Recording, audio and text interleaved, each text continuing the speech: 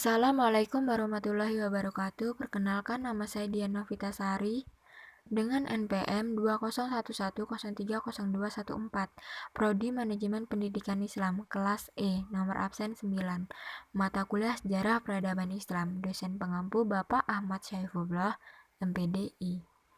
Di sini saya akan menjelaskan tentang Islam periode modern. Sekilas tentang dunia Islam pada masa modern. Nah, masa pembaharuan modern bagi dunia Islam adalah masa yang dimulai dari tahun 1800 Masehi sampai sekarang.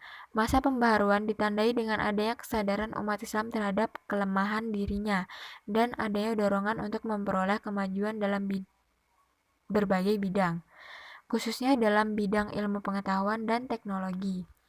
Pada awal masa pembaharuan, kondisi Islam secara politik berada di bawah penetrasi kolonialisme. Baru pada pertengahan abad ke-20 Masehi, dunia Islam bangkit memerdekakan negaranya dari penjajahan bangsa Barat atau Eropa. Di antara negara-negara penduduk mayoritas umat Islam yang memerdekakan dirinya dari penjajahan seperti: yang pertama, Indonesia merdeka pada tanggal 17 Agustus 1945. Yang kedua, Pakistan merdeka pada tanggal 15 Agustus 1947. Yang ketiga, Mesir secara formal memperoleh kemerdekaan dari Inggris tahun 1922 Masehi. Yang keempat, Irak merdeka secara formal dari penjajah Inggris tahun 1932 Masehi, tetapi sebenarnya baru benar-benar merdeka tahun 1958 Masehi. Yang kelima, Syria dan Lebanon mereka dari penjajah Prancis tahun 1946 Masehi. Yang keenam, beberapa negara di Afrika merdeka dari Prancis seperti Libya tahun 1951 Masehi, Sudan dan Maroko tahun 1956 Masehi, dan Aljazair tahun 1962 Masehi. Yang ketujuh, di Asia Tenggara, negara-negara yang berpenduduk mayoritas Islam yang merdeka dari penjajah Inggris adalah Malaysia tahun 1957 Masehi dan Brunei Darussalam tahun 1984 Masehi. Kedelapan, di Asia Tenggara, negara-negara yang merdeka dari Uni Soviet tahun 1992 Masehi adalah Uzbekistan, Kirgisistan, Kazakhstan, dan Azerbaijan. Bosnia merdeka dari penjajah Yugoslavia juga tahun 1992 Masehi. Setelah negara-negara tersebut memperoleh kemerdekaan, maka umat Islam bersama-sama dengan memperoleh negaranya melakukan usaha-usaha pembangunan dalam berbagai bidang demi terwujudnya masyarakat bangsa yang adil dan makmur di bawah naungan ridho Allah Subhanahu wa Ta'ala. Nah, di sini ada pun tokoh-tokoh yang ikut serta memperbarui kebangkitan Islam. Yang pertama ada Jamaluddin Al-Afghani, dan yang kedua ada Tahtawi, yang ketiga ada Muhammad Abduh, yang keempat ada Taha Hussein, yang kelima ada Qasim Amin, yang keenam ada Rashid Ridha, yang ketujuh ada Muhammad Iqbal, yang ke-8 ada Syah Waliullah, yang ke-9 ada Muhammad bin Abdul Wahab.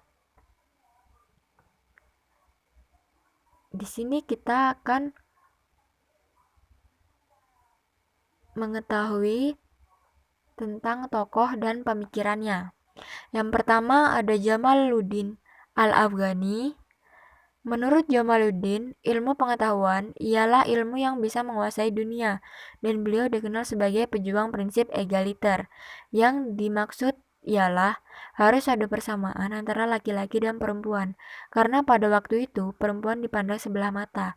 Menurutnya pula bahwasannya filsafat ialah ilmu yang sangat tinggi kedudukannya daripada ilmu yang lain. Yang kedua ada Tahtawi. Menurut Tahtawi, ialah mengenai tentang pendidikan, karena dengan ratanya pendidikan laki-laki dan perempuan baginya sangat berguna dan bermanfaat untuk membuat pembaharuan dalam Islam. Tahapan menurut Tahtawi dalam pendidikan itu dibagi menjadi 3. Yang pertama ada pendidikan dasar, yang kedua ada pendidikan menengah, dan yang ketiga adalah pendidikan tinggi. Yang ketiga ada Muhammad Abduh.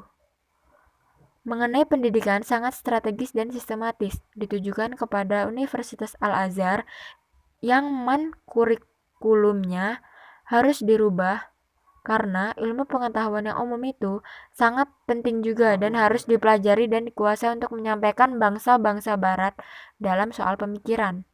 Yang keempat ada Rashid Ridha. Pemikirannya mengenai pendidikan ialah bahwasannya umat Islam dituntut untuk sebagai bisa menguasai ilmu pengetahuan umum juga karena pada hakikatnya ilmu yang berasal dari barat tidak bertentangan dengan hukum Islam. Rashid Ridha dalam sebuah lembaga mencampurkan kurikulum barat dan agama menjadi satu lembaga tradisional. Yang kelima, Qasim Amin. Beliau dikenal sebagai seorang intelektual yang mempunyai pendidikan serta relasi yang luas. Mengenai seorang wanita yang dianggap kedudukannya tidak dihargai berkat Qasim Amin, martabat dan harkat wanita sekarang sudah terangkat. Yang keenam ada Taha Hussein. Pada usia muda, Taha Hussein dikirim oleh ayahnya untuk menimba ilmu di Al-Azhar. Akan tetapi, selang beberapa tahun kemudian, Taha Hussein sempat keluar dikarenakan kurikulum yang digunakan terlalu tradisional dan kurang maju. Dalam bidang pendidik, negara Mesir harus merubah kurikulum tradisional supaya lebih baik ke depannya, dikarenakan dengan merubah sistem perguruan tinggi, Mesir bisa menyaingi perguruan tinggi di barat. Yang ketujuh, Muhammad Iqbal. Mengenai kemunduran umat Islam dikarenakan pemikiran yang beku dalam menanggapi dunia dan runtuhnya kota Baghdad yang menjadi pemicu utama dalam pemikiran Islam yang beku. Kaum konservatif yang beranggapan bahwa dunia itu bersifat statis. Padahal menurut Muhammad Iqbal, bahwasannya dunia ini dengan mengikuti dengan perkembangan zaman yang selalu berkembang atau dinamis. Golongan Mu'tazilah yang rasionalitasnya mengedepankan zuhud atau sikap meninggalkan kehidupan duniawi atas pengaruh inilah kesatuan umat Islam terpecah belah karena tidak mementingkan antara umat Islam yang lainnya, bahkan mengabaikannya juga. Yang ke-8, Syekh Waliullah. Tokoh pembaharu ini berasal dari India. Syekh Waliullah mendapat ilmu dari madrasah milik orang tuanya dan kemudian mengajar juga di madrasah tersebut. Buah pemikiran yang paling menonjol adalah penerjemahan Al-Quran sesuai dengan bahasa masyarakat setempat. Hal ini didasarkan pada perlunya pemahaman yang menyeluruh mengenai Quran, bukan hanya membaca saja tanpa mengerti isinya. Yang ke-9, Muhammad bin Abdul Wahab. Tokoh kelahiran Najd, Arab Saudia, ini memfokuskan gagasan dan pemikirannya pada ajaran Tauhid yang merupakan ajaran paling dasar dalam Islam. Beberapa idenya berpotensi memicu kekeliruan dan cenderung agak ekstrim dan kontroversial. Contoh buah pemikirannya diantaranya, yang pertama ada hanya Al-Quran dan hadis yang merupakan sumber asli ajaran Islam, bukan pendapat ulama. Yang kedua, orang yang tidak beriman kepada Allah boleh dibunuh. Yang ketiga, menginterpretasi Al-Quran secara bebas dianggap kufur. Yang keempat, belajar atau memperoleh pengetahuan dari luar Quran, hadis, dan qiyas adalah kufur. Adapun faktor-faktor yang mempengaruhi, yaitu yang pertama, benturan antara Islam dan kekuatan Eropa telah menyadarkan umat Islam bahwa mereka memang jauh tertinggal dari Eropa. Turki Utsmani adalah yang pertama merasakan itu sehingga memaksa penguasa dan pejuang Turki untuk belajar di Eropa.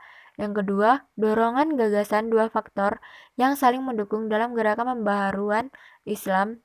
Pertama, pemurnian ajaran Islam yang unsur-unsur asing yang dipandang sebagai penyebab kemunduran Islam. Kedua, gagasan-gagasan pembaharuan dan ilmu pengetahuan dari Barat. seperti gerakan Wahabiyah dan Sanusiah di Saudi Arabia dan Afrika Utara. Faktor yang mempengaruhi yang nomor 3 yaitu bangkitnya gagasan nasionalisme di dunia Islam yang diikuti dengan berdirinya partai-partai politik merupakan model umat Islam dalam perjuangannya untuk mewujudkan negara-negara yang lepas dari pengaruh Barat. Baik, sekian dan terima kasih saya akhiri. Wassalamualaikum warahmatullahi wabarakatuh.